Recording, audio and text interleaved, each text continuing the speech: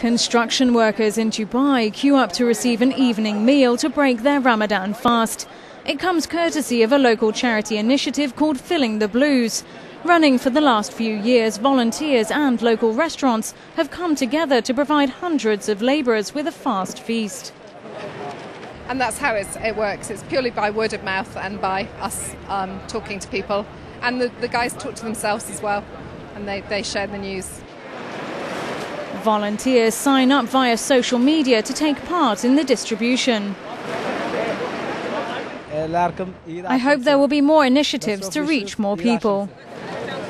The United Arab Emirates' multi-billion-dollar construction industry depends on expatriate labourers who can earn as little as €140 per month.